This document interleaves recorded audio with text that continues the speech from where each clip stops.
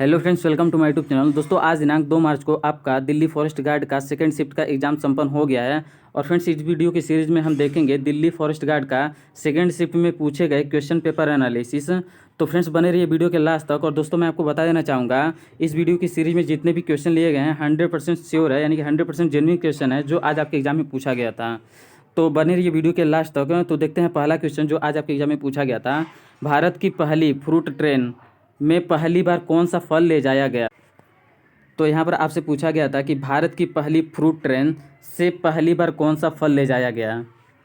तो भारत की पहली फ्रूट ट्रेन आंध्र प्रदेश से मुंबई के बीच में चलाया गया था, यानी कि आंध्र प्रदेश के टाडीपल्ली रेलवे स्टेशन से महाराष्ट्र के जवाहरलाल नेहरू पोर्ट तक इस ट्रेन को चलाया गया था। और इसमें केला का ट्रांसपोर्ट किया गया था, यानी कि केले को ले जाया गया था।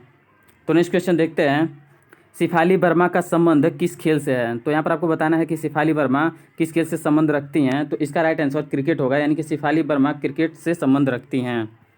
तो नेक्स्ट क्वेश्चन देखते हैं जो आज आपके एग्जाम में पूछा गया था, गेट का गठन कब हुआ था? तो यहाँ पर आपको बताना है कि general agreement of traffic and trade का एग्रीमेंट कब हुआ था।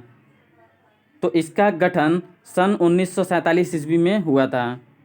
और यहाँ पर नाम आया है गेट, यानी कि general agreement of traffic and trade, या भी इसका फुल फॉर्म भी पूछा जा सकता है। तो नेक्स्ट क्वेश्चन देखते हैं फ्रेंड्स, जनवरी 2020 तक कुल कितनी महारत्न कंपनियां हैं? तो यहाँ पर आपको बताना है कि जनवरी 2020 तक कुल टोटल कितनी महारत्न कंपनियां थीं। तो इसका राइट आंसर 10 होगा, यानी कि 10 होगा। यानी कि जनवरी 2020 तक भारत में कुल टोटल 10 महारत्न कंपनियां थीं और 14 नवरत्न कंपनियां हैं, नवरत्न कंपनियां हैं। और जबकि 73 मिनी रत्न कंपनियां हैं, मिनी रत्न कंपनियां हैं। और यहाँ पर कुछ इंपॉर्टेंट महारत्न कंपनियों का नाम दिया गया है, आप चाहें तो पढ़ सकते हैं। जैसे कि एनटीपीसी, यानी कि national thermal power corporation, oil and natural gas corporation, यानी कि ONGC, steel authority of India limited, और भारत हैवी इलेक्ट्रॉनिक्स लिमिटेड, यानी कि भेल, और इंडियन ऑयल कॉरपोरेशन लिमिटेड, यानी कि आईओसीएल, और हिंदुस्तान पेट्रोल लिमिटेड, यानी कि हिंदुस्तान पेट्रोलियम कॉरपोरेशन लिमिटेड, यह भी है। और आपका सीआईएल, यानी कि कोल इंडिया लिमिटेड, ये कुछ इंपॉर्टेंट महारत्न कंपनियां हैं। तो नेक्स्ट क्वेश्चन देखते हैं, भारत एफडीआई में कितने स्थान पर? तो फ्रेंड्स, यहाँ पर क्वेश्चन क्या था, एक्चुअल में यह क्लियर नहीं हो पाया था, लेकिन एफडीआई से रिलेटेड आपका यहाँ पर पूछा गया था। तो भारत का एफडीआई में 9वां स्थान है, यानी कि वर्ष 2020 में भारत का फॉरेन डायरेक्ट इन्वेस्टमेंट में इसका स्थान 9वां था, यानी कि भारत का स्थान 9वां था। लेकिन यही वर्ष 2018 में भारत का स्थान, यानी कि एफडीआई में भारत का स्थान 12वां था। तो नेक्स्ट क्वेश्चन देखते हैं, डोडा बेटा की दूसरी चोटी कौन सी है? तो डोडा बेटा की दूसरी चोटी का नाम ढेक्यूबा है, जिसकी ऊंचाई 2375 मीटर है। तो इसका राइट आंसर ढेक्यूबा है। और फ्रेंड्स, यहाँ पर क्वेश्चन क्या था, एक्चुअल में क्लियर नहीं हो पाता, क्योंकि डोडा बेटा दक्षिण भारत की दूसरी सबसे ऊंची चोटी है। और जबकि आपसे अगर पूछा जाए कि दक्षिण भारत की पहली सबसे ऊंची, यानी कि सबसे ऊंची चोटी कौन सी है, तो अन्नामुडी जो केरल में स्थित है, यह दक्षिण भारत की सबसे ऊंची चोटी है। और यहाँ पर अगर नाम है डोडा बेटा, तो डोडा बेटा कर्नाटक की सबसे ऊंची चोटी है, यानी कि कर्नाटक में स्थित है। तो नेक्स्ट क्वेश्चन देखते हैं, किस आर्टिकल के अंतर्गत उच्च न्यायालय रीट जारी करता है? तो यहाँ पर आपको बताना है कि किस आर्टिकल के अंतर्गत उच्च न्यायालय रीट का समन जारी कर सकता है। तो इसका राइट आंसर आर्टिकल 32, यानी कि आर्टिकल 32 और आर्टिकल 226 के अंतर्गत उच्च न्यायालय रीट या समन जारी कर सकता है। तो नेक्स्ट क्वेश्चन देखते हैं, sport person of the year 2019 से किसे चुना गया है? तो यहाँ पर आया था 2019 का करंट अफेयर, यानी कि sport person of the year किसे चुना गया है। तो वो पुरस्कार के अनुसार दूती चंद को sport person of the year 2019 में चुना गया था। और अगर आपसे पूछा जाए कि वर्ष 2020 में sport person of the year किसे चुना गया है, तो वर्ष 2020 में बजरंग पुनिया जो एक पहलवान है, और इलावेनिल वलारिवन जो एक निशानेबाज है, इन दोनों को, यानी कि महिला वर्ग में इलावेलिन वलारिवन और बजरंग पुनिया को पुरुष वर्ग में sport person of the year चुना गया है। तो नेक्स्ट क्वेश्चन देखते हैं, यश के धर प्रांत आयोग भाषा गठन से संबंधित है। तो यहाँ पर आपको बताना है कि यश के धर प्रांत आयोग जो भाषा से, यानी कि भाषा के गठन से संबंधित है, इसका गठन कब हुआ था?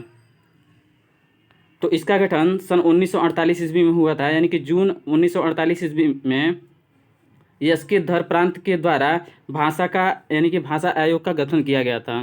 जिसके अंतर्गत राज्यों का विभाजन भाषा के आधार पर नहीं होना चाहिए। यह एस के धर की मेन उद्देश्य था और इनका यह मानना था कि प्रशासनिक कार्यों के अनुसार राज्यों का गठन किया जाए।